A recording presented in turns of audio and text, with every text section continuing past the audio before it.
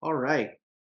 Well, welcome to the morning success call. Here we go. People are joining now. Just dropped my daughter off at school, and now we are here in the office. And I think it's going to be great. I'm super excited to start the morning success call Monday, Wednesday, Friday, 9 o'clock to 9:30, 9:45. Just real nice and quick. Get in there. I want to cover some great sales topics. I want to cover some ideas, some brainstorming. I'm going to share my screen here real quick so we can kind of go over some of our goals for the morning success call. Okay. We're going to optimize lead engagement strategies, learn new sales skills. If you learn one skill a week from the 3 calls, hopefully you'll learn one skill per call. But if you just learn one a week and you utilize it, that's earning potential, right? We're going to overcome some common sales objections. We're going to mastermind with our ultimate goal being to increase our earning potential. Like I said, if we learn one new thing, two new things, some nuggets of information, what does that mean for our sales goals for earning one extra commission or an extra point on a commission? Super important.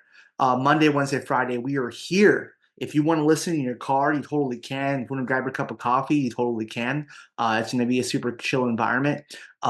You're going to be able to find some great resources on YouTube, Facebook, Instagram, Spotify, Apple Podcasts for my podcast listeners. A lot of great things on there, but the biggest thing is going to be on the online library. I'm going to have a ton of sales stuff on the online library. Reach out to me to get access to the online library of all of the information, PDFs, guides, videos that I do for training. So cool. Let's get started today with our first success call. I want to cover a topic that's going to be key and vital as we move forward with our lessons. And that topic is right here. It's called framing. So let's talk about framing. Many of us are new to sales. Some of us are new to sales, new to the business, new to real estate, that kind of thing. We haven't been in a sales call, sales environment before, right? And we want to please the client, give them all the data information they need. We want to be over eager, enthusiastic. Yes, sir, whatever you need, here we go. And that lowers your status. You know when you walk into a Best Buy and the guy's greeting you, "Oh, hey, can I get you anything? What do you need, sir?" "No, I'm just looking." That instinctive, "I'm just looking," that's what you're gonna do to clients if you're over eager, over kind of pushing them. I want to frame myself in the position to where I am the subject matter expert advisor value guy, and they're coming to me because they need me for whatever they need. I don't want to frame myself lower status. What are some ideas of lower status framing? Uh, can I go see this property right now? Yeah, I'll drop everything. Let's go. When are you free? In an hour? I can meet you there in an hour. Lower status framing because now you're at their beck and call, and the time's not valuable many times. Now, I'm not saying always. If you know the client, you've already built the rapport, established a connection, that's your guy, maybe. But think about it. You don't go to your doctor for a routine care, just walk in, right? You make an appointment. My time is valuable, right? So status framing that way. So one thing to ask is, how does the prospect know you? We agree that if it's a friend, that kind of thing, um, cousin, brother, right? They know, like, and trust you already. But if they don't know you, you want to frame yourself as a value add trusted advisor. I don't want to be a salesperson. When you act like a salesperson, you get treated like a salesperson. I don't want to be a salesperson. So that's a big item for me. Does the prospect respect me? So, do they respect me? Am I in a position where they respect and value my opinion?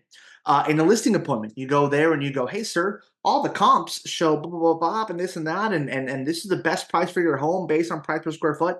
It's 700,000. Well, I was thinking 1.2 million.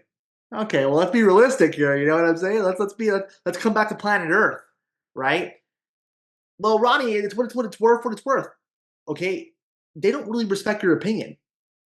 Um, Hey, John, the best price for this property, we've seen 4 properties already, John. The best price that we can offer for this property is going to be 500. Well, Ronnie, I'm thinking 400. Do they respect and value your opinion, right? With these outlandish claims. Now, I would say that you're getting there because of other reasons, right? But that's just one example of, does the prospect respect and value your time, your opinion, and your profession? And it's up to you to set that standard for your client and for yourself. How can I change my status? Again, early on, when you're at someone's beck and call, they're gonna treat you that way. Um, it also is about how you carry yourself and your industry lingo, which we're gonna get into. This is one big thing that Jordan Belfort talks about. You'll see his 8 rules for success right here. Jordan Belfort, the Wolf of Wall Street. How am I being perceived? So let's walk into that. How am I being perceived is a big part of the sales game. Now, Jordan says there's 3 things that immediately the client's going to pick up on. You may pick up on this with a friend, with a partner, with a girlfriend, boyfriend, with a new person you meet. You may pick up on some of these things. You're at a happy hour and you pick this up, right? What are those 3 things? Number one, sharp. Is someone sharp? Is this someone I want to work with? If you've ever recruited for a team or recruited for an event, whatever the case is, you kind of figured this out. I don't want this person in my organization, or I do really want them, right? Um, are they sharp in their job? You can misstep here. How many of us, a client has sent us a property, look this over and let me know. You look it over, but you miss something, and then they bring it up. The client brings it up. Oh, well, it's actually a zoned R2. And you're like, oh, it was R1. No, it's R2. I made a mistake. I made a mistake as a salesperson, right? How do I backtrack from that? Okay, well, now the person doesn't think I'm sharp. I'm not saying you can't make a mistake in real estate. I definitely have, right? But sharpness is a perception. I want them to perceive that I'm sharp. Okay. Enthusiastic. This is always for me kind of difficult because I don't want to be overly enthusiastic. And then I'm like, oh man, I sound like a nerd, right? Um, but I also want to be enthusiastic enough because people value someone who's excited about their job, excited about real estate, and if that comes through, you're winning. So that's a good thing. But enthusiasm has to have a level. You don't want to be that guy that, oh, great. How is your day? How's it going? How's the weather? How was your weekend? When you're starting off your client consult, how was your weekend? They know you don't care. You don't care. They know you don't care. And you've distracted them from the point, which is business, right? I'm not saying don't be amicable, but understand how to start that conversation. So enthusiasm is super important. And then finally, the third thing to perception is expert. I want to use the right words. I want to use industry lingo and jargon. I want to use, not overly, but I want to use some of these terminologies. I want to know my market area off the top of my head when it comes to sales prices, rentals. If you're a real estate agent and you don't know the average sales price of a 3-bed, 2-bath, or whatever it is in your area, a condo, a townhouse, single family home, an average 3-bed, 2-bath in a certain neighborhood with amenities and a pool, that kind of thing, you're not good at your job, right? You haven't done the research. There's no reason why they should even work with you.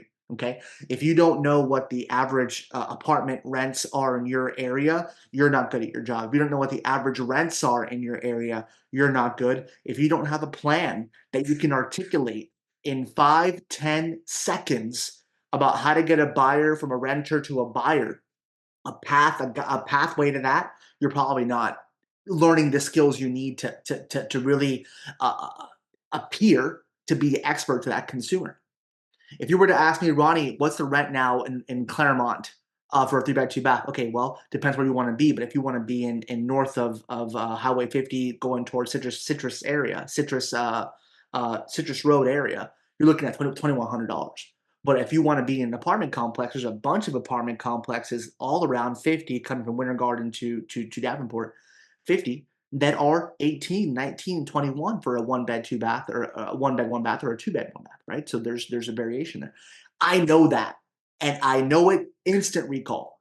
I have to, or I'm not an expert. I want to be perceived as an expert. People want to work with an expert. Okay. So, again, the first part of this is framing. Am I framing myself to my client as a subject matter? Sorry, am I framing myself to my client in a higher status where they need me and putting myself in a position where they're going to respect my authority, my expertise, my guidance?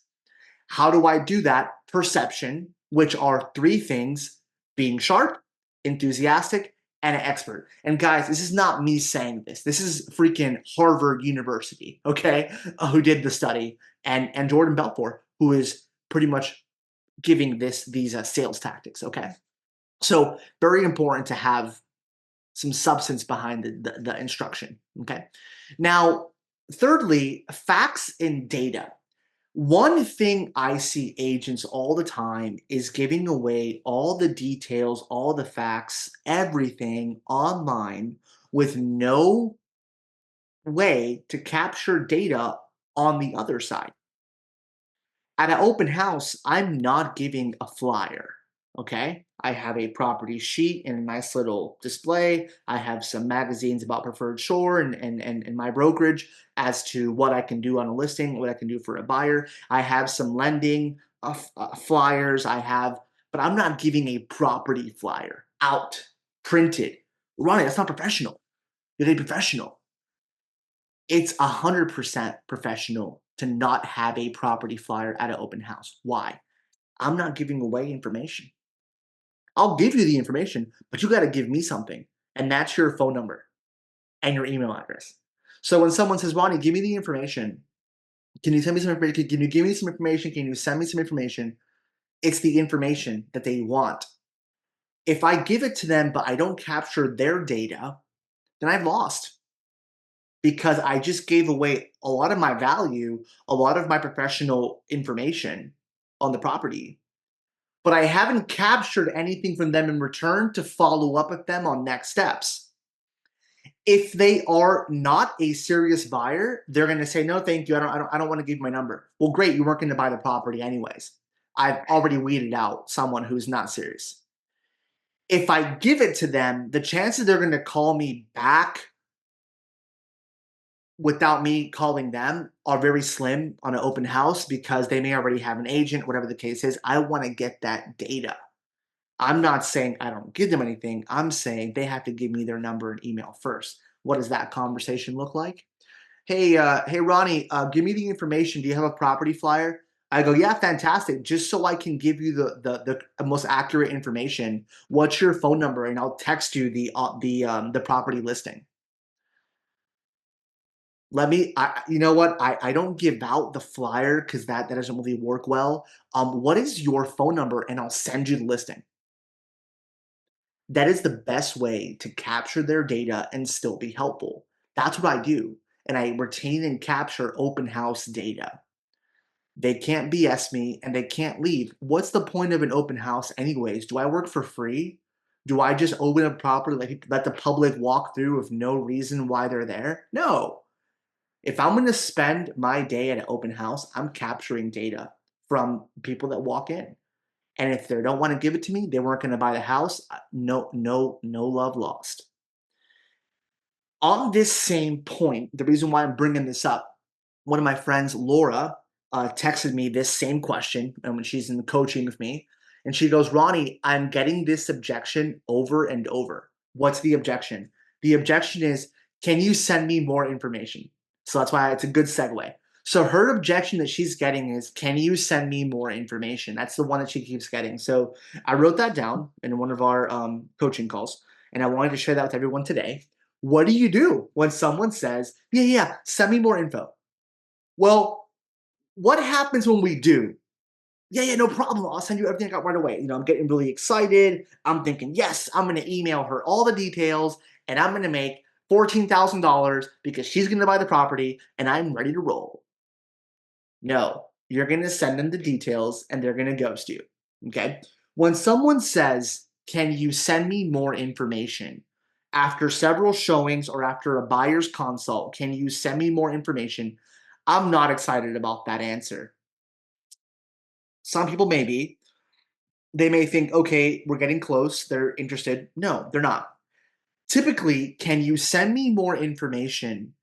Um, is a smokescreen. There's a reason behind that first objection. That's the first wall. There's a reason behind that. We don't make decisions based on time. We make them based on information. This is very similar to the objection I get a lot is, let me think about it. I need some time to think. Immediately I jump on that and I say, oh, you need time to think? Hey, listen, John, in my experience doing this 10 years, we don't make decisions based on time. We make decisions based on information. So what exactly are you wanting to think about?